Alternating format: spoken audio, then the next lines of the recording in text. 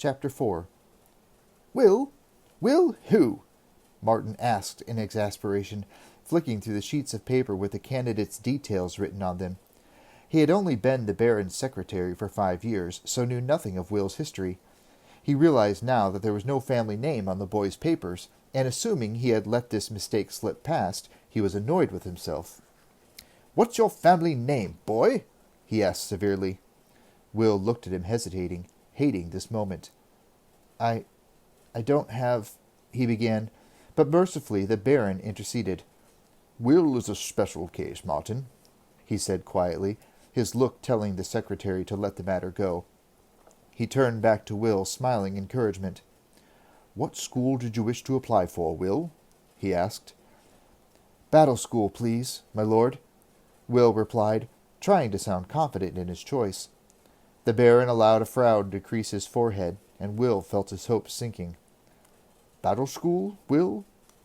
You don't think you're a little on the small side?" the Baron asked gently. Will bit his lip. He had all but convinced himself that if he wanted this badly enough, if he believed in himself strongly enough, he would be accepted, in spite of his obvious shortcomings. "I haven't had my growing spurt yet, sir," he said desperately. "Everybody says that." The Baron rubbed his bearded chin with thumb and forefinger, as he considered the boy before him.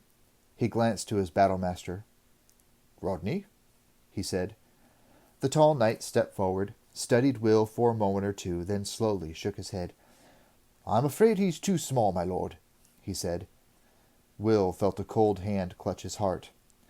"I'm stronger than I look, sir," he said. But the battlemaster was unswayed by the plea. He glanced at the Baron, obviously not enjoying the situation, and shook his head. "Any second choice, Will?" the Baron asked. His voice was gentle, even concerned. Will hesitated for a long moment. He had never considered any other selection. "Horse school, sir?" he asked finally. Horse school trained and cared for the mighty battle horses that the castle's knights rode. It was at least a link to the battle school, Will thought. But Ulf, the horsemaster, was shaking his head already, even before the Baron asked his opinion. "I need apprentices, my lord," he said, "but this one's too small. He'd never control one of my battle horses. They'd stomp him into the ground as soon as look at him." Will could only see the Baron through a watery blur now. He fought desperately to keep the tears from sliding down his cheeks. That would be the ultimate humiliation. To be rejected from the battle school and then to break down and cry like a baby in front of the Baron, all the craftsmasters, and his wardmates. "What skills do you have, Will?" the Baron was asking him. Will racked his brain. He wasn't good at lessons and languages, as Alice was. He couldn't form neat, perfect letters the way George did, nor did he have Jenny's interest in cooking. And he certainly didn't have Horace's muscles and strength. "I'm a good climber, sir," he said finally, seeing that the Baron was waiting for him to say something. It was a mistake, he realized instantly. Chubb, the cook, glared at him angrily. "He can climb all right. I remember he climbed up the drain pipe into my kitchen and stole a tray of sweet cakes that were cooling on the window-sill." Will's jaw dropped with the unfairness of it all. That had been 2 years ago. He was a child then, and it was a mere childish prank, he wanted to say. But now the scribe-master was talking too.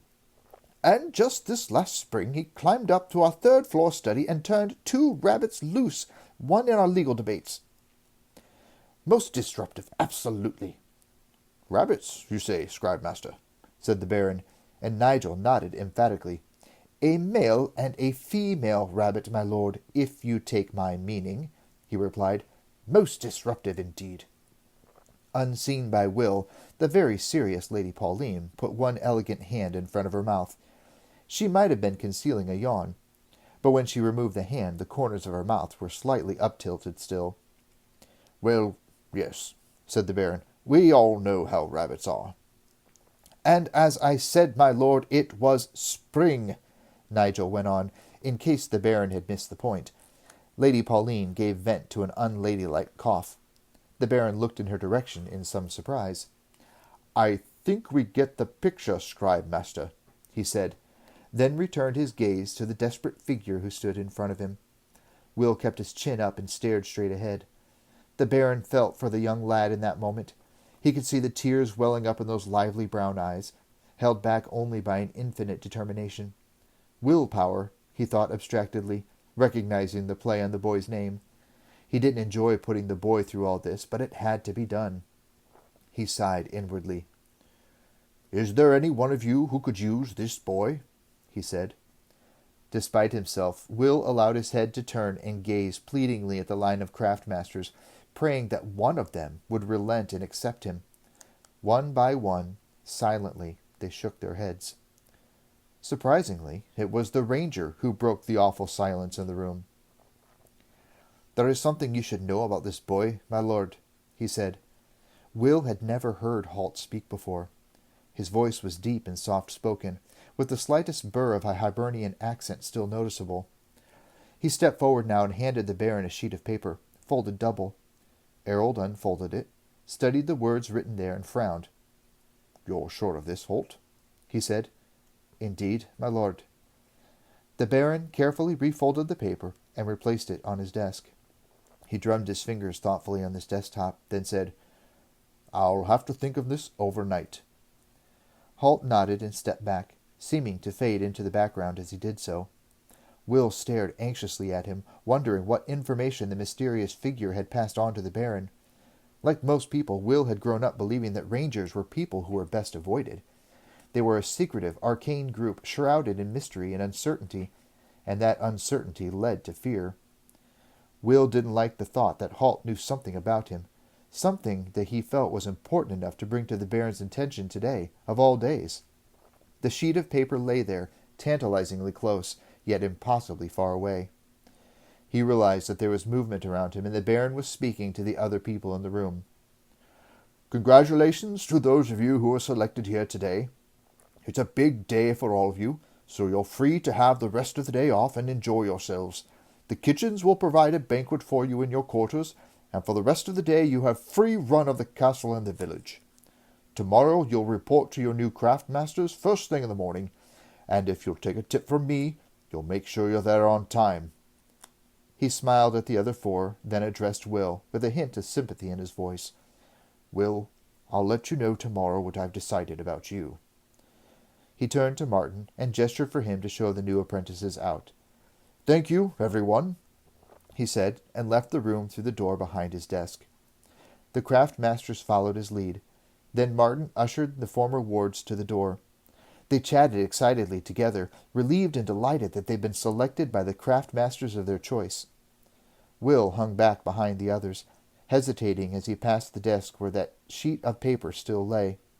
He stared at it for a moment, as if somehow he could see through to the words written on the reverse side. Then he felt that same sensation that he had felt earlier, that someone was watching him. He looked up and found himself staring into the dark eyes of the ranger, who remained behind the Baron's high-backed chair, almost invisible in that strange cloak of his. Will shuddered in the sudden vision of fear and hurried out of the room.